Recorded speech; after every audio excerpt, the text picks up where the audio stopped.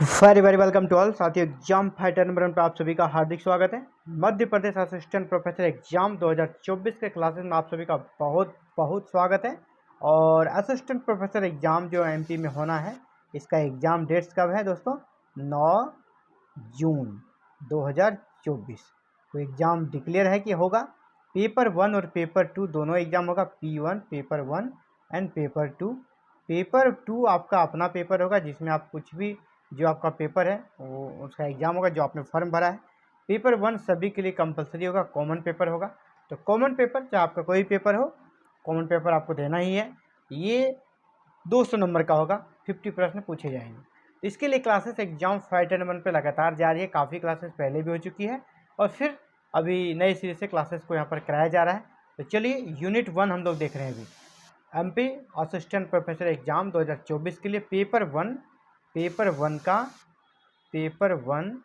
का यूनिट 1 हम लोग अभी यूनिट 1 में है। यूनिट 1 कर रहे हैं और जो भी इम्पोर्टेंट टॉपिक है उसको करते चलेंगे और टिल एग्ज़ाम तक ये क्लासेस लगातार चलेगी। अभी हम लोग कला और संस्कृति, art and culture of Madhya Pradesh को देख रहे हैं। मध्य प्रदेश की कला और संस्कृति को देखेंगे। हम लोगों ने लोकनाट्य लोक नृत्य को देख लिया है। आज हम लोग लोक गीत देखेंगे, मध्य प्रदेश के लोक गीत, है ना, फोक सॉन्ग्स ऑफ एमपी। चलिए स्टार्ट करते हैं, प्रमुख लोकगीतों को देखते हैं। और यहाँ से प्रश्न अगर आ गया साथियों तो आप कर सकते हैं, आपको याद है तो ठीक है, नहीं तो यहाँ पे कोई आपका साइंस तो है नहीं जो आप दिमाग कुछ लगाएंगे, इसलिए आपको याद करना ही पड़ेगा। और ये कैसा टिपिकल टॉपिक है, इसलिए मैं इसे पहले कर देकर लास्ट टाइम में करूँगा तो फिर आपको याद करने में परेशानी होगा।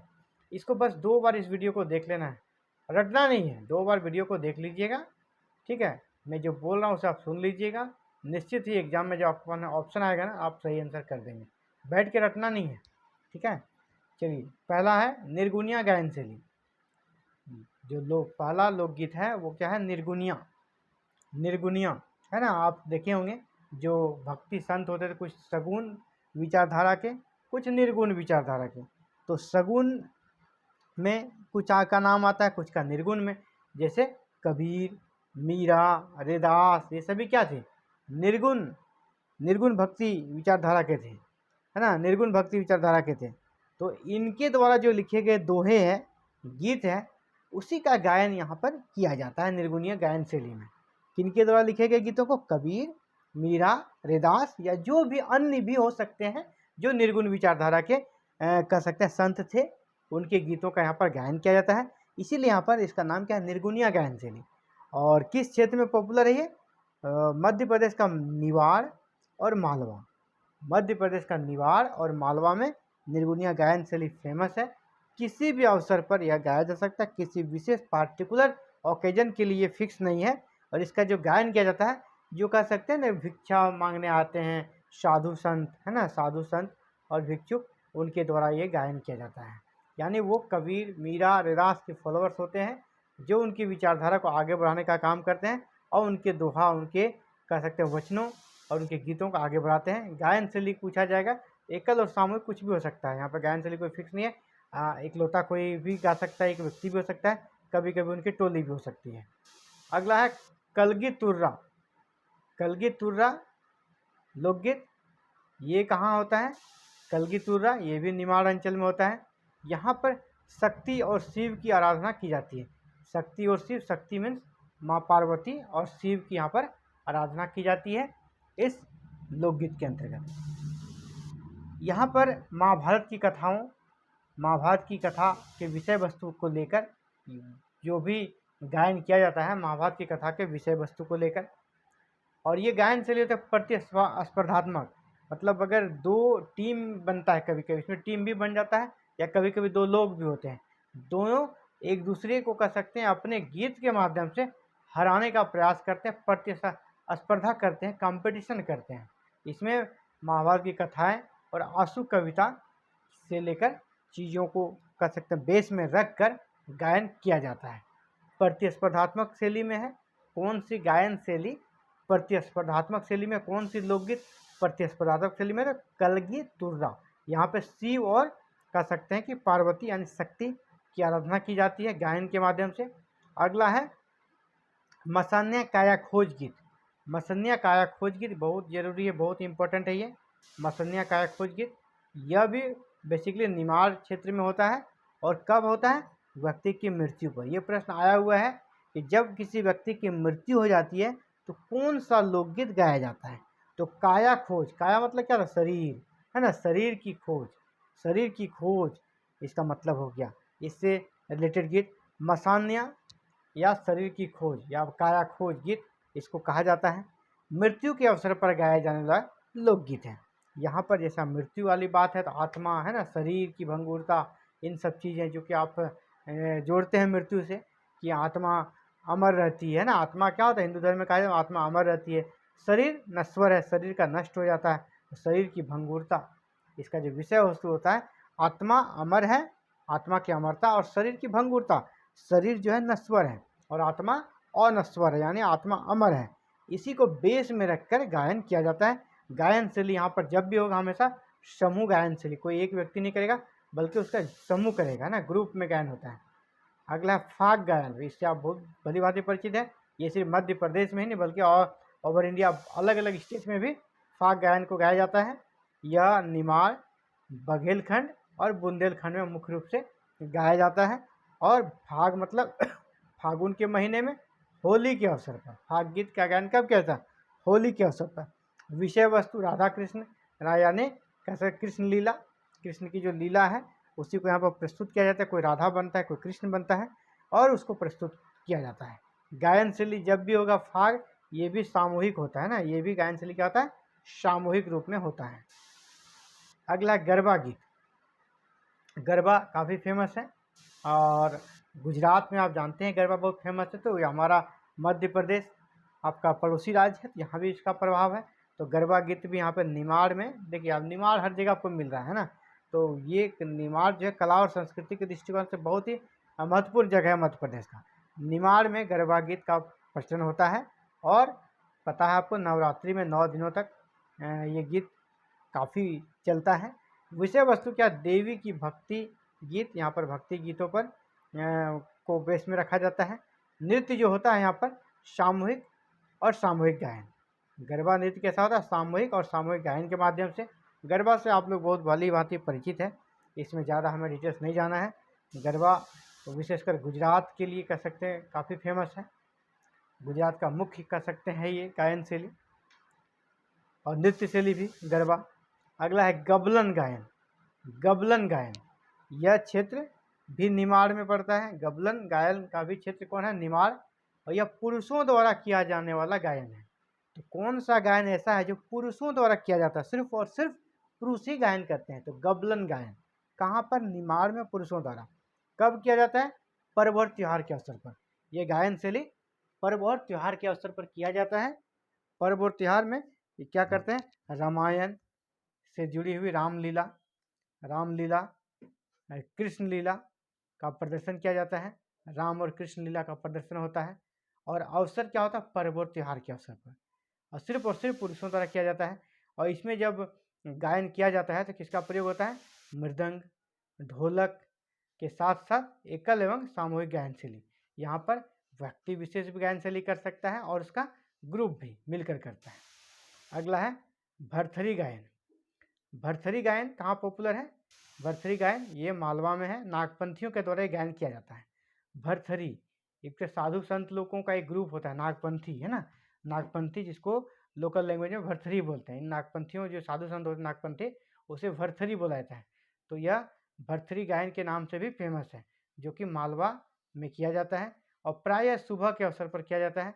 इसमें विषय वस्तु क्या होता है? फिर वही कबीर, मीरा, भरथरी के भजन, गोरखवाणी, है ना, इन सभी के भजनों का यहाँ पर गायन किया जाता है।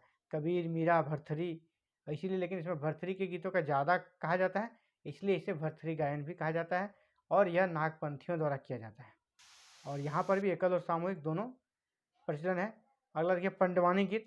नाम से स्पष्ट है, पंडवानी, पंडवानी यानी पांडव से जुड़ी हुई। तो विषय वस्तु देखिए पांडवों की कथा का वर्णन किया जाता है गायन के माध्यम से। पांडवों, जो 5 पांडव के बारे में आप जानते होंगे, 5 पांडव, भीम, है ना, युधिष्ठिर, भीम, अर्जुन, नकुल, सहदेव, जो 5 पांडव थे, उनको जो कि वनवास मिला था और कौरवों से उनका युद्ध हुआ था। तो ये आप महाभारत की कथा को अच्छे से जानते ही हैं।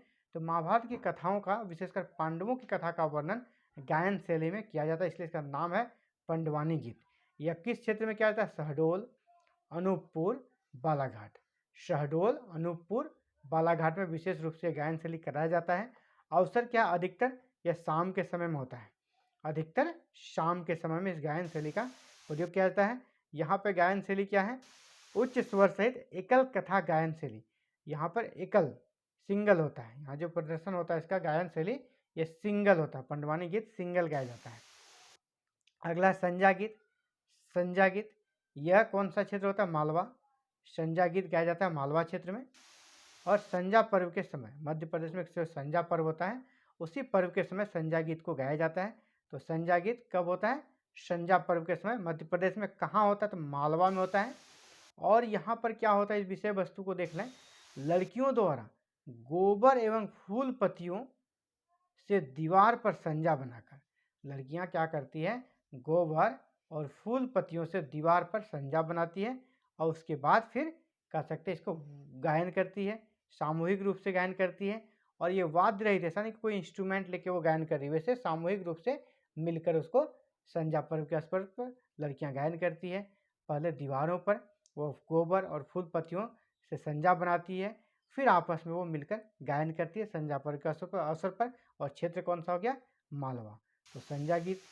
अगला हीड़ गायन। हीड़ गायन भी आपका मालवा में फेमस है। और कौन सा महीना में? सावन महीना में।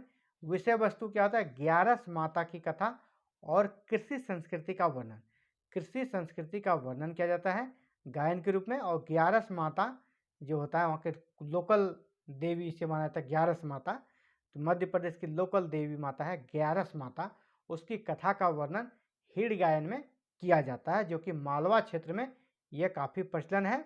और सावन महीने में किया जाता है इस गायन को विशेषकर। और 11 माता और कृषि संस्कृति का इसमें वर्णन होता है हीड़ गायन में। ये भी प्रतिस्पर्धात्मक शैली में इसका भी गायन किया जाता है। इसके पहले भी एक प्रतिस्पर्धात्मक शैली के बारे में लोगों ने बात किया है। इन सब चीज़ों को जरूर याद रखें। पूछ देगा सीधे निम्नलिखित में से कौन सी गायन शैली प्रतिस्पर्धात्मक है ना? कौन सा लोकगीत प्रतिस्पर्धात्मक है, कम्पिटिटिव है ना? कम्पिटिशन, वहाँ पे कंपटीशन होता है ग्रुप बनाकर, या फिर व्यक्ति विशेष पर भी कंपटीशन यहाँ पर कराया जा सकता है। चलिए आगे बढ़ते हैं। और लावनी, अगला लोकगीत कौन है? लावनी। यह मालवा और निमाड़ में होता है और प्रायः सुबह सुबह जो लावनी गीत होता है वह सुबह सुबह प्रायः गाया जाता है। यहाँ पर भी निर्गुण गीतों का गायन किया जाता है। और यहाँ सामूहिक गायन से लिए निर्गुण में जो निर्गुण संत है, जैसे मैंने कहा कबीर है ना, कबीर भी है, नानक भी है, तो इन सभी, मीराबाई है, इनके गीतों का यहाँ पर कह सकते हैं गायन किया जाता है, सामूहिक रूप से गायन किया जाता है निर्गुण दार्शनिक भक्ति संतों का। और यह प्राय सुबह सुबह होता है। लावनी कब होता है? सुबह। और यह मालवा और निमाड़ क्षेत्र में काफ़ी ज़्यादा पॉपुलर है। अगला अल्हा गायन। अल्हा गायन, अल्हा गायन जो लोकगीत है यह बुंदेलखंड में फेमस है। याद रखिएगा, अल्हा गायन लोकगीत किस क्षेत्र में फेमस है? तो बुंदेलखंड में फेमस है। वर्षा ऋतु में इसका गायन किया जाता है। अल्हा गायन का अल्हा गायन गीत का गायन कब किया जाता है? तो वर्षा ऋतु में। वर्षा ऋतु में कब किया जाता है? रात के समय। यहाँ पे अल्हा और उदल, अल्लाह उदल की जो कह सकते हैं लोक कथा है अल्लाह और उदल को लेकर, उसकी वीर गाथा का यहाँ पर गायन के माध्यम से प्रदर्शन किया जाता है, जो कि एकल और सामूहिक दोनों होता है। तो अल्लाह और उदल जो लोक कथा उससे जुड़ी हुई कौन सी गायन शैली है? तो अल्लाह गायन। कब किया जाता है? तो वर्षा ऋतु में। कहाँ पर? बुंदेलखंड में, एकल और सामूहिक दोनों। जिस प्रकार के भी प्रश्न बन सकते हैं आप उस प्रकार से मैं तोड़कर आपको बताने का प्रयास कर रहा हूँ।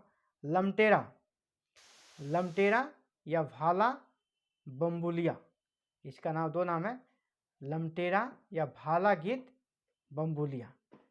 लमटेरा या भाला गीत बम्बुलिया यह भी बुंदेलखंड में होता है। और यह कब गाया जाता है? नर्मदा नदी में जब स्नान करने हुए जाते हैं लोग, तो उस समय इसका गायन किया जाता है। यहाँ पर क्या होता है? शिव और शक्ति की भक्तियाँ, शिव यानी शिव और शक्ति मीन्स पार्वती माता के भक्ति पर आधारित है। तो सबसे यहाँ पर प्रश्न जो पूछा जाएगा, नर्मदा में पवित्र स्नान करने के लिए जाते समय कौन सा लोकगीत गाया जाता है? तो लमटेरा, या उसी को भाला गीत बम्बुलिया भी बोलते हैं। नर्मदा में जब पवित्र स्नान करने लोग जाते हैं, कह सकते हैं तीर्थ करने जाते हैं, तो उस समय इसका गायन किया जाता है। क्षेत्र हो गया बुंदेलखंड, यहाँ पर भी शिव और शक्ति की भक्ति पर आधारित कर सकते हैं एक प्रकार से गायन किया जाता है। बिना वाद के स्त्री पुरुष में प्रश्नोत्तर शैली, यहाँ प्रश्नोत्तर शैली का प्रयोग किया जाता है। प्रश्न और उत्तर और स्त्री पुरुष दोनों मिलकर करते हैं। गायन शैली कैसी हो गई? प्रश्नोत्तर, और पुरुष या महिला तो दोनों, स्त्री पुरुष मिलकर। वाद्य यंत्र का प्रयोग नहीं किया जाता, अपने मुंह से बस वो गाते हैं। अगला बेराइता गायन। बेराइता गायन ये भी आपका बुंदेलखंड क्षेत्र में, बेराइता गायन कहाँ होता है? बुंदेलखंड क्षेत्र में। और अवसर धार्मिक त्यौहार, कोई भी धर्म का जुड़ा त्यौहार हो, वहाँ पर बेराइता गायन किया जाता है। यहाँ पर महाभारत की कथाओं और लोक नायकों की कथा, जैसे अल्लाउदल वाला कथा जैसे कहा ना, इसी तरह छोटी मोटी जो कथाएं लोक कथा वहाँ मध्य प्रदेश से जुड़ी हुई, उनका गायन किया जाता है। महाभारत की कथाओं का गायन किया जाता है।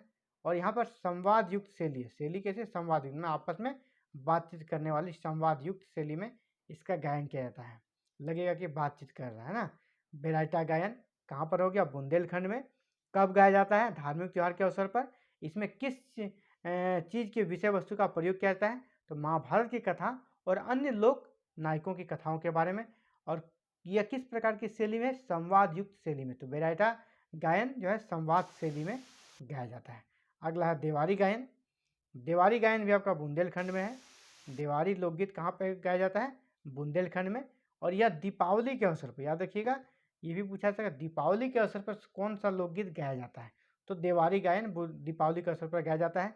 यहाँ पर विषय वस्तु क्या है? राधा कृष्ण की जो प्रेम है, उसी को, राधा कृष्ण के बीच जो प्रेम प्रसंग है उसी को यहाँ पर बेस रख कर गीतों का गायन किया जाता है। दोहा गायन से, जिस प्रकार दोहा का प्रचलन, गाने का प्रचलन है, उसी प्रकार दोहा गायन शैली में इसे गाया जाता है।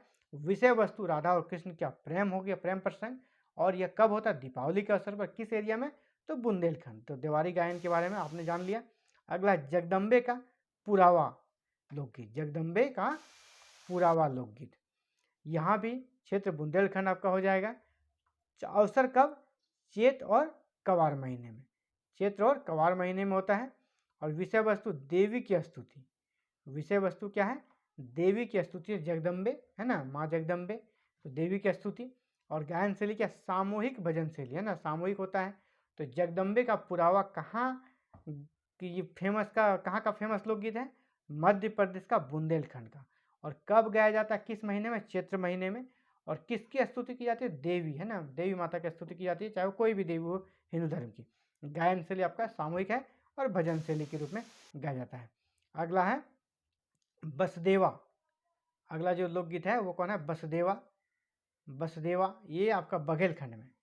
बसदेवा लोकगीत कहाँ पे गाया जाता है? बघेलखंड में। और यहाँ पर हरबोले जाति द्वारा यजमान के, हरबोले जो जाति है यजमान के समक्ष दिन में, यहाँ जो यजमान होते हैं, यजमान किसको बोलते हैं? यजमान, जैसे आप लोकल भाषा में यजमान किसको बोलते हैं? तो यजमान हो गया जैसे कि हरबोले जाति द्वारा, हरबोले जाति द्वारा जो उनके कह सकते हैं कि यजमान में मतलब आपका जो कुल पुरोहित है ना, कुल पुरोहित है, उनके सानिध्य में रहने वाले लोग है ना, या उनसे जुड़े हुए लोग आपस में यजमान कहलाते हैं, है ना। आपस में यजमान, जैसे कोई पंडित है, एक पंडित का कोई एक ही फॉलोअर्स नहीं रहता, उसके और भी लोग रहते हैं, तो सभी आपस में क्या हो गए? यजमान। पंडित जी के लिए सभी क्या हो गए? यजमान। तो यहाँ पर हरबोले जाति द्वारा यजमान के समक्ष दिन में इसका गायन किया जाता है। विषय वस्तु यहाँ पर क्या था? श्रवण कुमार की कथा। विषय वस्तु क्या था? श्रवण कुमार की कथा है। रामायण और कर्ण की कथा, महाभारत की कर्ण की कथा, इन सभी का गायन किया जाता है। किसके अंतर्गत? ये आपका बसदेवा गायन लोकगीत जो है, बसदेवा गायन लोकगीत, उसके अंतर्गत किया जाता है। तो यहाँ पर हरबोले जाति द्वारा यजमान के समक्ष गाया जाता है इसे। और यहाँ पर श्रवण कुमार, रामायण और कर्ण की कथा का वर्णन किया जाता है। गायन शैली सामूहिक है। अगला है बिरहा गायन। बिरहा गायन भी आपका बघेलखंड में होता है। बिरहा गायन का एक क्षेत्र कौन हो गया? बघेलखंड। घर परिवार से दूर जाने पर मुख्यतः तेली, गडरिया और अहीर द्वारा गायन किया जाता है। जब कोई व्यक्ति घर परिवार से दूर रहकर कार्य करता है तो उस समय वो विरह, ना तो विरह, विरह या तकलीफ है ना, अलगाव, विरह मतलब क्या होता है, विरह न, विरह अलगाव दूर, उस अवसर पर यह गायन गाया जाता है जिसका नाम है विरहा गायन। और क्षेत्र कौन सा हो गया, बघेलखंड। और विषय वस्तु क्या, श्रृंगार परक ऊंचे स्वर में गाए जाने वाला लोकगीत। यह श्रृंगार परक गीत है जो कि ऊंचे स्वर में गाया जाता है। विदाउट वाद्य यंत्र, विदाउट एनी इंस्ट्रूमेंट, यहाँ पे भी कोई इंस्ट्रूमेंट का प्रयोग नहीं किया जाता है, कोई भी यंत्र वाद्य यंत्र का प्रयोग नहीं किया जाता है, इसीलिए ऊंचे स्वर में से गाया जाता है। और कौन सी जाति जुड़ी हुई है, तेली, गडरिया और अहीर जाति इससे जुड़ी हुई है बिरहा गायन से, जो कि आपका बघेलखंड क्षेत्र में गाया जाता है। प्रश्नोत्तर गायन शैली है, इसको बिरहा गायन शैली किस प्रकार की गायन शैली है, तो प्रश्न उत्तर शैली में गाया जाता है। अगला है बसेदिया गायन, विदेशिया गायन। विदेशिया नाम से स्पष्ट है, विदेशिया है ना, विदेशिया गायन ये बघेलखंड में होता है। और अवसर रात के समय जंगल या सुनसान जगह, रात के समय जंगल या सुनसान जगह पर इसका गायन किया जाता है। अवसर कब हो गया, रात, और कहाँ, जंगल या कोई सुनसान जगह पर विदेशिया गायन का कह सकते हैं लोकगीत को गाया जाता है। विषय वस्तु यहाँ पर क्या होता है, यहाँ पर विषय वस्तु में लोक नायक, जो लोकल नायक नायिका होती है, स्टोरी होता है, कि विछोह और मिलन की अभिलाषा का, इसका जो विछोड़ होता है लोक नायक नायिका का, उसको विशेष रूप से यहाँ पर दर्शाया जाता है इन गीतों में। मान लीजिए कोई भी लोक कथा अगर मध्य प्रदेश की है तो वहाँ पे किसी में नायक नायिका आपस में मिलते हैं, या फिर कभी ऐसी स्थिति उत्पन्न होती है उसमें आपस में अलगाव होता है, बिछड़ जाते हैं, तो उन सब चीज़ों पर विशेष फोकस किया था ना, विछोह और मिलन, उनके विछोड़ और मिलन यानी विरह से जुड़ा हुआ ये भी है। ये भी एकल और सामूहिक गायन शैली दोनों है। तो कब कब किया जाता है, रात में, जंगल या सुनसान जगह पर इसका गायन किया जाता है। बघेलखंड में ज़्यादा पॉपुलर है। नायक नायिका के विछोह और मिलन के लिए कह सकती है अभिलाषा से गायन किया जाता है। एकल और सामूहिक गायन शैली यहाँ पे दोनों है। अगला है बरसाती वार्ता। अगला क्या हो गया, बरसाती वार्ता। यह मालवा अंचल में फेमस है। यह लोकगीत बरसाती वार्ता कहाँ फेमस है, मालवा अंचल में, और नाम से स्पष्ट है, बरसात के समय रात में। बरसाती वार्ता मतलब बरसात के समय रात में गाया जाता है। ऋतु कथा गीत और बारहमासा गीत इसका विषय वस्तु है। ऋतु कथा गीत और बारहमासा गीत इसका विषय वस्तु है। चंपू काव्य, जो चंपू काव्य है उसकी सामूहिक गायन शैली यहाँ पर देखने को मिलती है। चंपू काव्य की सामूहिक गायन शैली देखने को मिलती है। विषय वस्तु क्या है, ऋतु कथा गीत और बारहमासा गीत। बरसात के समय रात्रि में मालवा अंचल में ये गीत फेमस है, जिसका नाम क्या है, बरसाती वार्ता। तो ये तो साथियों मध्य प्रदेश के प्रमुख कह सकते लोकगीत, हम लोग फोक सॉन्ग्स को देख रहे थे। इसी प्रकार आर्ट एंड कल्चर से जुड़ी हुई और भी क्लासेस में जो भी यहाँ पर होगा सारे को हम लोग करते हुए आगे निकलेंगे। आप भी चाहते हैं एमपी असिस्टेंट प्रोफेसर पेपर 1 में 40+ प्रश्नों को सही करें और 80+ स्कोर आप लाना चाहते हैं, हमारे साथ जुड़ सकते हैं और बिल्कुल फ्री में आप प्रिपरेशन कर सकते हैं और पेपर 1 में शानदार स्कोर कर सकते हैं विदाउट एनी डाउट।